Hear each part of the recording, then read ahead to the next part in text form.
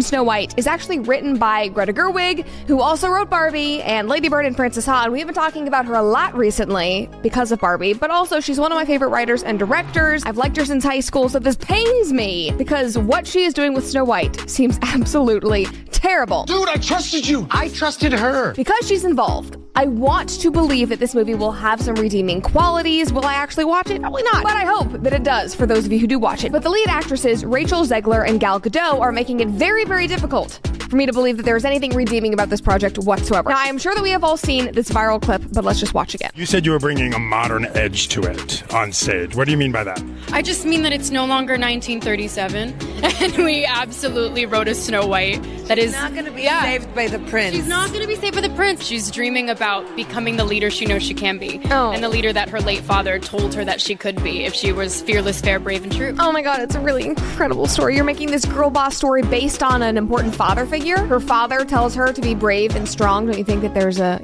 something redeeming about men in this story? That just stood out to me. This is the first time I noticed that, even though I've watched this like 6 times now. Just a really incredible story for, I think, young people everywhere to see themselves in. Snow White is running for president. I'm launching my campaign. I am. Why do they look so smug? They both have that look on their face, just like the feminists, like, yeah, we're so much better than you. Anyway.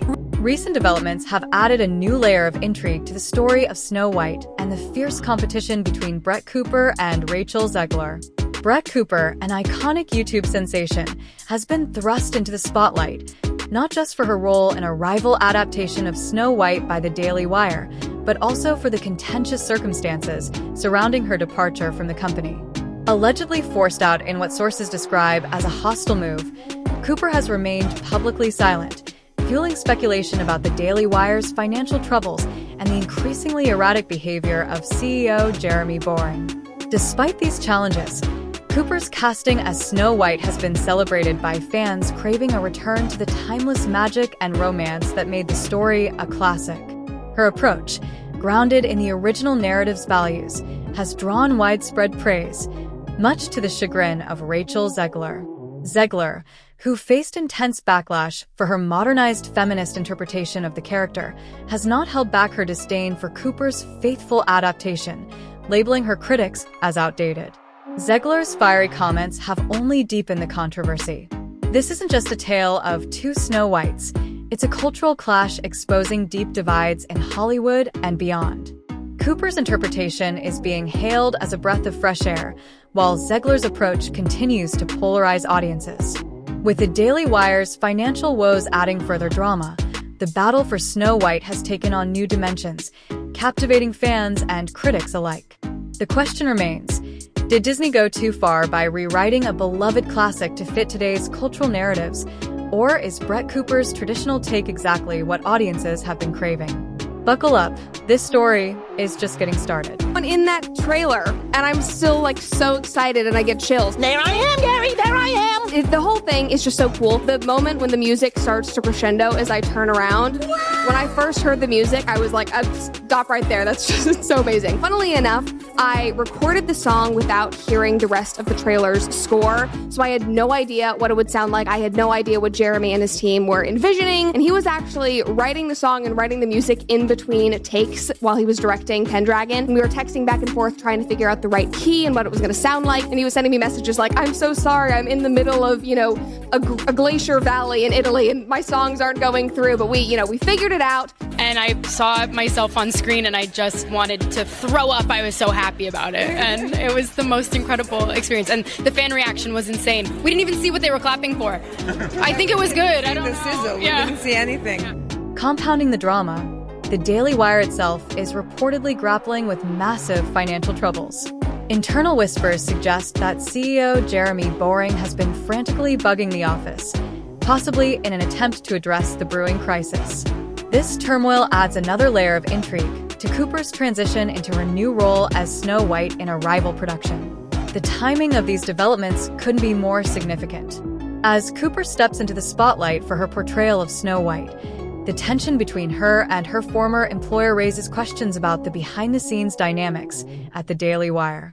Could this upheaval affect her ability to fully embrace her new role, or will it only solidify her position as a resilient figure in this high-stakes Hollywood showdown? The Daily Wire's struggles also cast a shadow over its ambitious venture into the entertainment industry.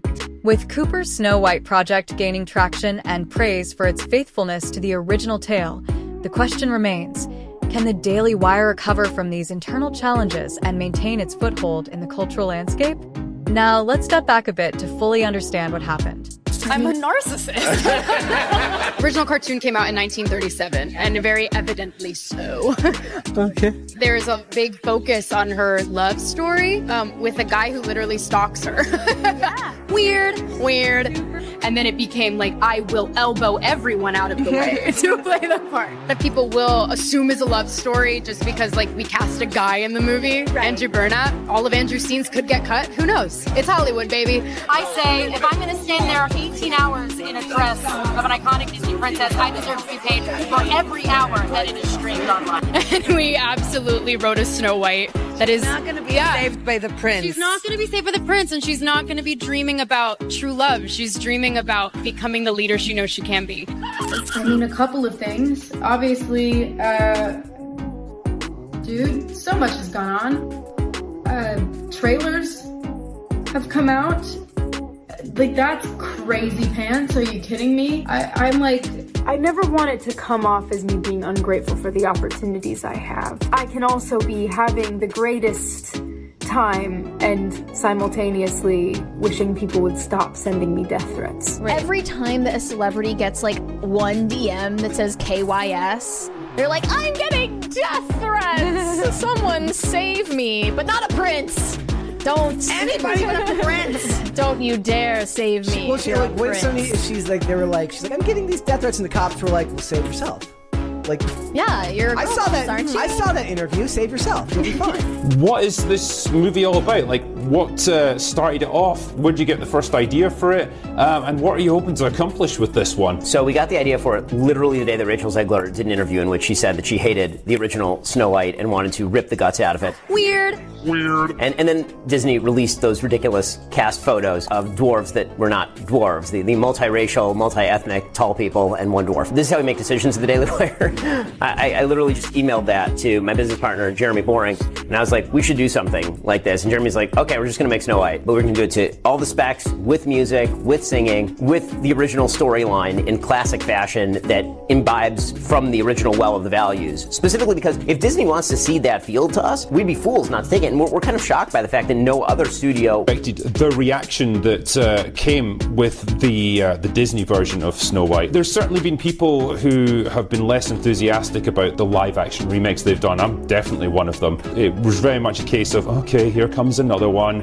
Then they cast Rachel Zegler as Snow White, and you think, okay, well, it's a race swap of the character, and it seems a bit nonsensical given the nature of the Germanic legend. But okay, fine. And the name of the movie, and the plot of the movie. Exactly. If you want, like, I don't care about the skin color of the characters, but when the literal line from the movie is skin as white as snow, yeah, and that's why her name is Snow White. On the surface, this could be dismissed as two actresses with conflicting creative visions.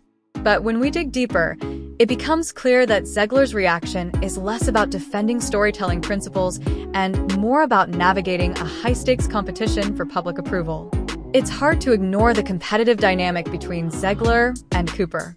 Once heralded as a rising Disney star, Zegler now faces a reputational crisis after her dismissive comments about the original Snow White alienated fans. Enter Brett Cooper, a non-Hollywood outsider from a politically charged platform, who has embraced the role of Snow White with genuine enthusiasm for the classic tale. Cooper's growing popularity and positive reception have undoubtedly rattled Zegler, who may see this as a direct threat to her relevance and credibility in the role. The timing of Zegler's criticism, coming just as buzz around Cooper's performance gains momentum, makes it hard not to view this as an attempt to undercut her competition. And welcome to the Brett Cooper Show. I am so happy that you guys found me over here on this new channel. I am so excited to start this new chapter with you guys. We have been hard at work behind the scenes, literally boots on the ground, me and my 80-year-old neighborhood grandpa putting shiplap up on the ceilings to cover up my 90s popcorn ceilings that I thought you guys would not find aesthetically pleasing on a set. We're literally in a room at my house. We put this all together. Anyway, I am so excited to bring this new show to to you and show you guys what we have been working on. So my goal with this new show is to foster understanding, to go deeper and extract substance in the stories and issues that matter most to us, the issues that impact us on a daily, personal. How has Brett Cooper's faithful approach to Snow White amplified the backlash against Zegler's modernized vision? Cooper's portrayal stands as a love letter to the Brothers Grimm tale and Disney's original animated classic. Grounded in traditional values like love, kindness, and resilience, her performance has been praised for respecting the story's legacy. Fans have described her performance as heartfelt and authentic, expressing relief that someone is finally bringing Snow White back to life as they remember her. By contrast, Zegler's modernized vision prioritizes a fiercely independent Snow White rejecting romantic love and leaning into themes of female leadership. This has faced heavy criticism for being dismissive of the original narrative's core elements. Zegler's public statements, including her disdain for the 1937 film, have only made her a lightning rod for criticism. I'm also really tired. I never wanted to come off as me being ungrateful for the opportunities I have. I can also be having the greatest time and simultaneously wishing people would stop sending me death threats. And maybe that's a weird takeaway. Even more bad news for Disney's Snow White remake coming out next year. I'm a narcissist. There's another Snow White movie competing with it. It's called Snow White and the Evil Queen, and the producer promises to be more faithful to the spirit of the original animated classic. Walt once said about Snow White, to me, I thought it was the perfect story. Unfortunately, the company Disney founded doesn't agree with their founder. Rachel Zegler and Gal Gadot interview talking about this dumbass new Snow White live-action movie is so funny. Everyone working on this movie seems to hate the original. Why didn't we just make a brand new movie? I don't know, Jack. I ask that every single time I do one of these episodes. I would really, really love to know. There's a couple of TikToks. I mean, they've been all over my For You page right now, which I really appreciate. Adriana Caselotti walked so that you could run Miss Ma'am. This role would not exist for you if that role had not existed for her in 1937. I know that you've rewritten it, and it's going to be about a Snow White that don't need no man to save her. Did you ever stop to think that in this day and age, that is exactly what we want? There are women in this world who want that fairy tale because all they've known is the exact opposite. And there are women who don't want to hear about rescuing themselves because they do it all the time. You are talking down on the first full-length animated feature in history. Generations upon generations, decades upon decades of Snow White being Snow White. The way you're stomping around complaining, you're acting like a toddler. You are a toddler. It's such a good TikTok. Everything she said is so accurate, right down to saying women do not want to rescue themselves, because that's what we do literally every single day. Thank you, feminism. Thank you very, very much. Maybe we don't want to see that in a movie. Cooper's rendition of Snow White has not only reignited love for the classic tale, but also exposed the risks of straying too far from its core. The backlash against Zegler has intensified because Cooper's approach proves that audiences are still deeply connected to traditional storytelling and resistant to unnecessary changes. Why does Rachel Zegler view Brett Cooper's portrayal as a threat? And how does this reflect on her own comments about the original Snow White? Has announced her exit from the Daily Wire. Listen, just from the very beginning, obviously everyone kind of knows the backstory. Last couple of weeks, there's just been some rumors floating around. Some people thought the rumors were ridiculous that she was leaving. Other people were saying that there was a lot of friction that was happening in the background at the Daily Wire. What we know for a fact is that Brett Cooper did, in fact, announce her exit from the Daily Wire on Tuesday. While I was on a plane over to London, I had no Wi-Fi, so I landed and it was just an explosion of text messages. And, you know, I think because the exit came after there were so many rumors floating, people then assumed that all of the rumors were true.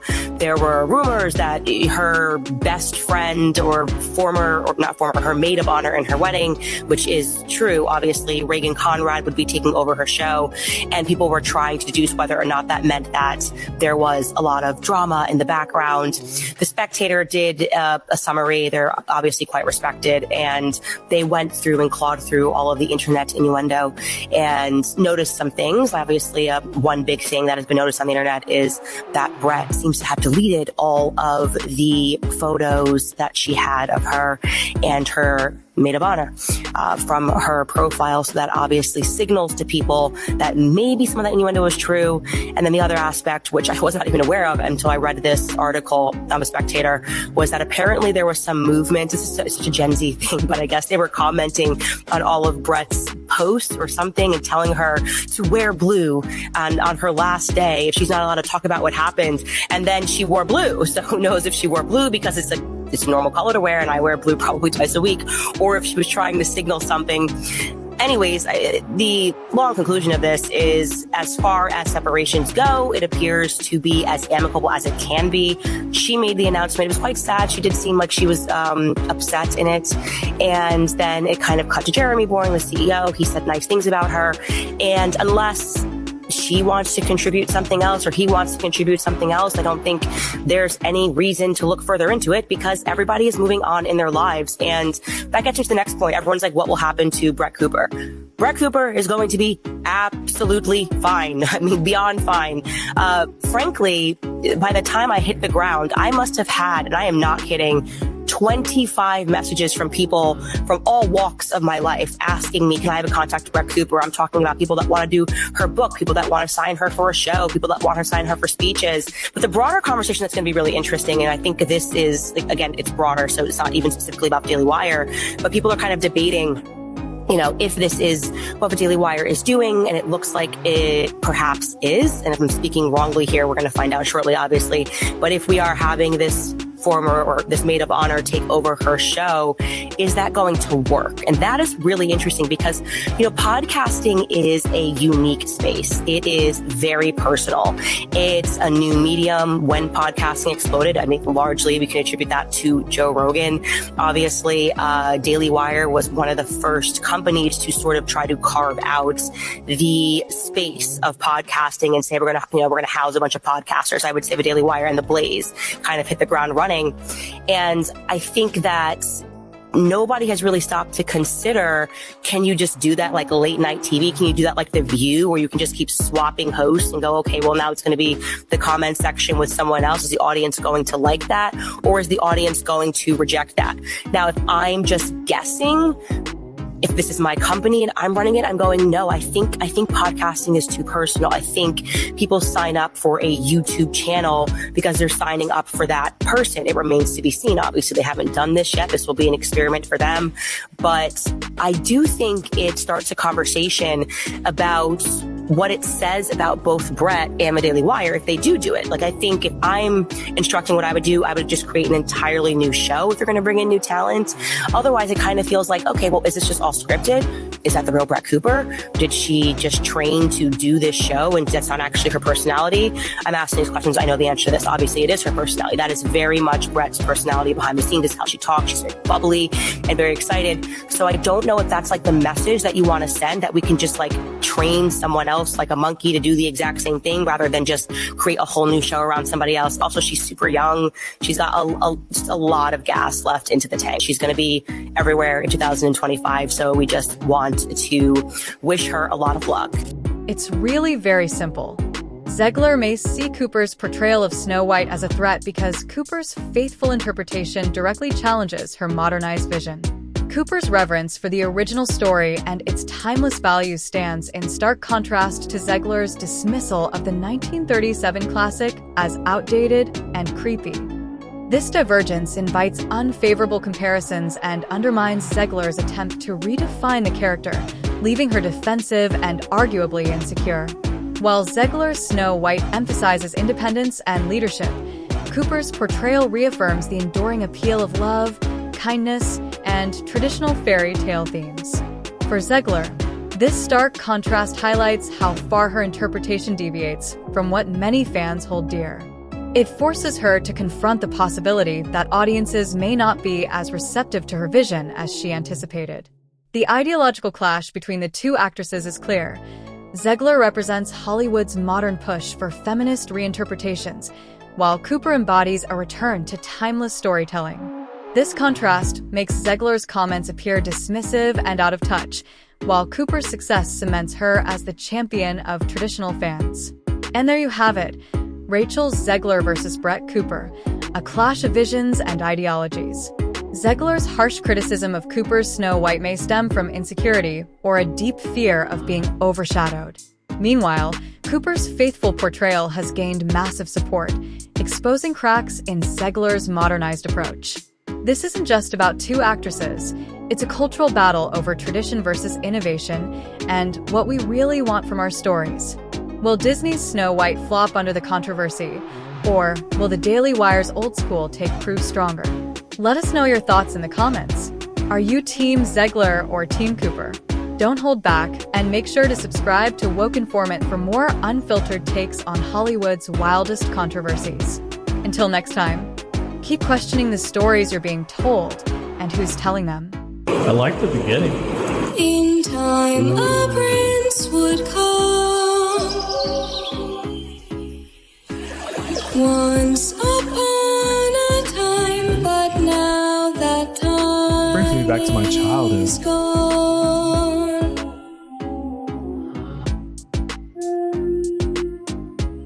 No freaking way! No! Yo!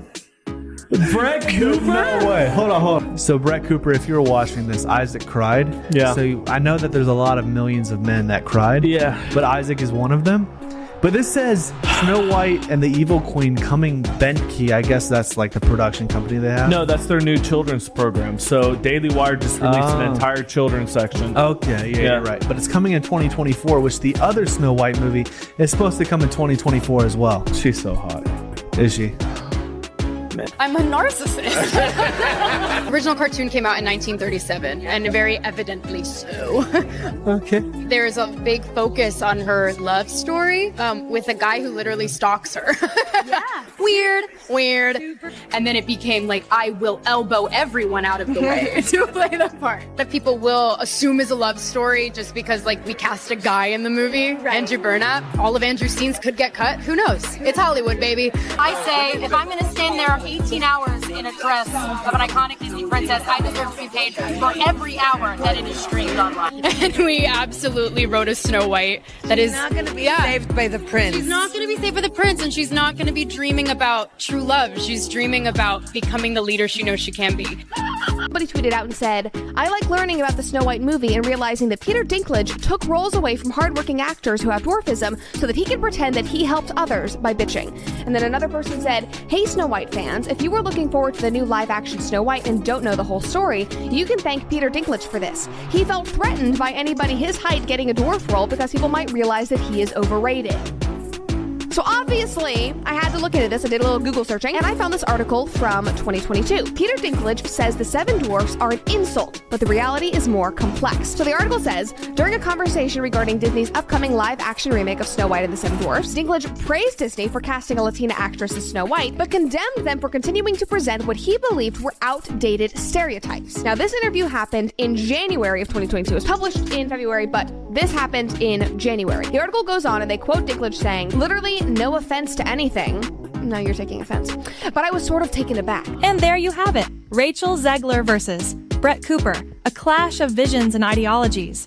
Zegler's harsh criticism of Cooper's Snow White may stem from insecurity or a deep fear of being overshadowed, while Cooper's faithful portrayal has gained massive support, exposing cracks in Zegler's modernized approach.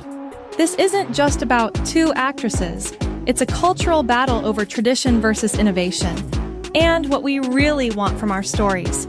Will Disney's Snow White flop under the controversy, or will the Daily Wire's old school take prove stronger? Let us know your thoughts in the comments.